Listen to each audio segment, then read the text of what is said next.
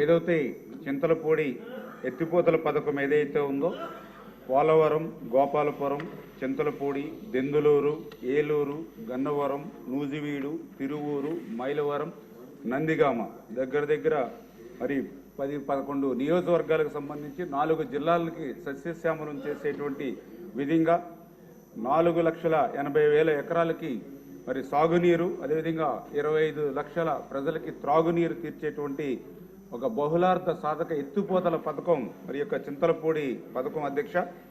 అది ఎంత ప్రాధాన్యత కలిగినటువంటి పథకం.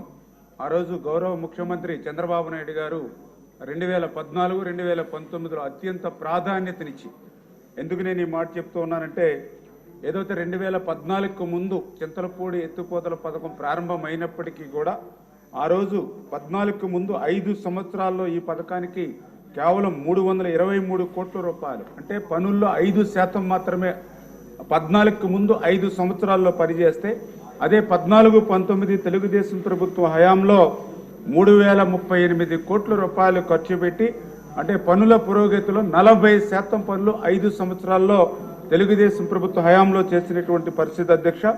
మరి తర్వాత ఏదైతే 2019-2024 మరి గత ప్రభుత్వ 5 సంవత్సరాల్లో చూస్తే కేవలం 760 కోట్లు మాత్రమే, అంటే కేవలం 5% మాత్రమే పనులు ముందుకెళ్ళినటువంటి పరిస్థితి అధ్యక్ష. అంటే ఈ రకంగా 40% ఆ రోజు తెలుగుదేశం ప్రభుత్వ హయాంలో చేసినటువంటి పనులను కూడా గత 5 సంవత్సరాల ప్రభుత్వం నిర్లక్ష్యం చేయడం వల్లే ఈరోజు ఈ చింతలపూడి ఎత్తిపోతల పథకానికి ఈ రకమైనటువంటి దుస్థితి ఏర్పడినటువంటి పరిస్థితి అధ్యక్ష.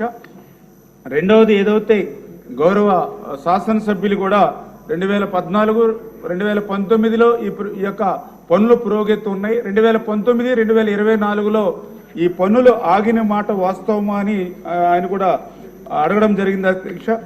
వాస్తవం అధ్యక్ష. ఎందుకంటే 2018లో, ఎందుకంటే ఆ రోజు తెలుగుదేశం ప్రభుత్వం ప్రాధాన్యతలో చింతలపూడిని ముందుకు తీసుకెళ్తూ ఉంటే, ఆ రోజు వైఎస్ఆర్సీపీ పార్టీ ప్రతిపక్షంలో ఉండి ఆ రోజు తన అనసూయల చేత ఆ రోజు చింతలపూడి ఎత్తిపోతలకు మీద, పట్టిసీమ మీద, పురుషోత్తపట్నం మీద కూడా ఎన్జీటీకి కేసులేసి ఈ పథకాలు పూర్తవుతే తెలుగుదేశం ప్రభుత్వానికి మంచి పేరు వస్తుందని ఆ రోజు నిలుపుదల చేసేటువంటి విధంగా ఆ రోజు వైఎస్ఆర్సీపీ పనిచేసినటువంటి పరిస్థితి అధ్యక్ష. ఆ రకంగా ఏదైతే ఆ 2018లో ఎన్జీటీ వేసినటువంటి కేసు ఫలితంగా 2021 డిసెంబర్ వైఎస్ఆర్సీపీ ప్రభుత్వం అధికారంలో ఉన్నప్పుడు ఎన్జీటీ ఏదైతే 73 కోట్ల రూపాయలు పెనాల్టీ విధించడంతో పాటు ఏదైతే 3 నెలల్లో పర్యావరణ అనుమతులు తీసుకోమని ఆ రోజు మరి ఎన్జీటీ తీర్పునివ్వడం జరిగింది అధ్యక్ష. దురదృష్టం, ఆ రోజు ఉన్నటువంటి వైఎస్ఆర్సీపీ ప్రభుత్వం 3 నెలల్లో ఏదైతే పర్యావరణ అనుమతి తీసుకోమని చెప్పినా కూడా మరి వాళ్ళు మిగిలినటువంటి 3 సంవత్సరాల్లో కూడా ఆ పని చేయనటువంటి పరిస్థితుల్లో ఆ పనులన్నీ కూడా నిలిచిపోయినటువంటి పరిస్థితి వాస్తవం అధ్యక్ష. అందుచేతే ఈరోజు ఈ ప్రభుత్వం, ఎన్డీఏ ప్రభుత్వం అధికారంలోకి వచ్చింది. ఖచ్చితంగా ఈ ప్రభుత్వం ఏదైతే చింతలపూడి పథకానికి అత్యంత ప్రాధాన్యత ఇచ్చేటువంటి పరిస్థితి, ఏదైతే ఈ చింతలపూడికి ఉన్నటువంటి అవరోధాలు ఏవైతే ఉన్నాయో వీటన్నిటినీ కూడా మరి పరిష్కరించుకుని, ఎందుకంటే మేము కూడా అధికారంలోకి వచ్చి 5 నెలల్లోనే ఈ చింతలపూడి మీద గౌరవ ముఖ్యమంత్రి చంద్రబాబు నాయుడు 6 సార్లు ఆయన పర్సనల్గా రివ్యూ చేయడం జరిగింది అధ్యక్ష. మేము కూడా 7-8 సార్లు మేము కూడా రివ్యూస్ ఆ కలెక్టర్స్ తోటి, ఎవరైతే ల్యాండ్ ఎక్వేషన్ ఏదైతే ప్రాబ్లం ఉందో వాళ్ళందరితో కూడా రివ్యూ చేసి మరి చంద్రబాబు నాయుడు గారు కూడా చాలా క్లియర్గా మొన్న రివ్యూలో కూడా చెప్పడం జరిగింది. ఏదైతే ప్రాధాన్యత ఎత్తిపోతల్లో చింతలపూడి ప్రాధాన్యత ఉంది కాబట్టి దీనికి కూడా ఒక ఫస్ట్ ఫేజ్, సెకండ్ ఫేజ్గా ఒక 2,500 కోట్ల రూపాయలతోటి ఫస్ట్ ఫేజ్లో మనం దానికి నిధులు కేటాయించి ఒక 3 లక్షల ఎకరాలకి సాగునీరు, అదేవిధంగా త్రాగునీరు అందించేటువంటి విధంగా దీనికి ముందుకు తీసుకెళ్ళమని చెప్పేసి కూడా మరి చంద్రబాబు నాయుడు గారు కూడా ఆదేశాలు ఇవ్వడం జరిగింది అధ్యక్ష. ఆయన ఆదేశాలకు అనుగుణంగానే మొన్న పెట్టినటువంటి బడ్జెట్లో కూడా నిధుల సమస్య ఉన్నప్పటికీ కూడా చింతలపూడి పథకానికి ఆ నిధులు కూడా మన బడ్జెట్లో మరి కేటాయింపులు జరిగినటువంటి పరిస్థితి కూడా మీకు తెలుసు కూడా అధ్యక్ష. అదేవిధంగా ఏదైతే ఇంకా సేకరణకు సంబంధించి ఇంకా 934 ఎకరాలు ఇంకా సేకరణ చేయవలసి ఉంది అధ్యక్ష. ఇందులో కూడా మరి 4 రకాలుగా, అంటే ఒకటి, కొంతమంది రైతులు కోర్టులకు వెళ్ళి స్టేలు తెచ్చుకునేటువంటి పరిస్థితి ఉంది. కొంతమంది రైతులు కోర్టులకు వెళ్ళకపోయినా ఫిజికల్గా అక్కడ ఏదైతే వాళ్ళకి ఇచ్చినటువంటి అవార్డు ఏదైతే ఉందో అది అమౌంట్ సరిపోవట్లేదని కొంతమంది ఫైట్ చేస్తున్నటువంటి పరిస్థితి ఉంది.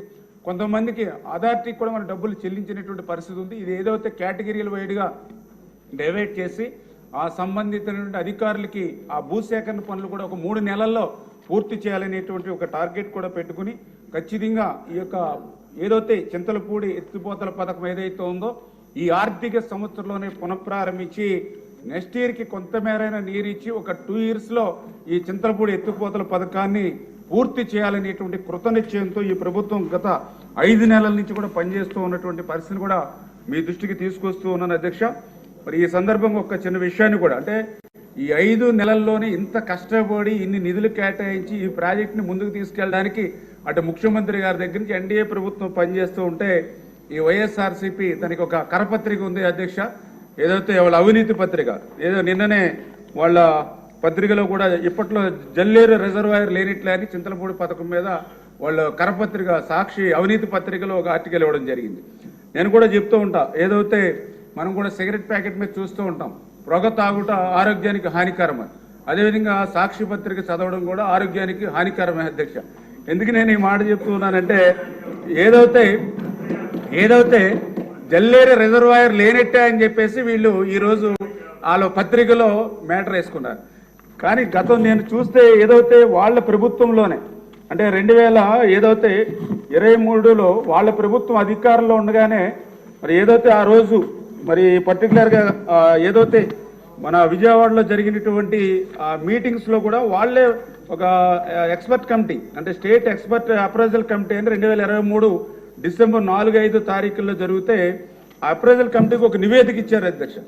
వాళ్ళు ఇచ్చినటువంటి నివేదికలో చాలా క్లియర్గా submit affidavit for stating that no earthworks dams and no reservoirs are proposed to be constructed in the project.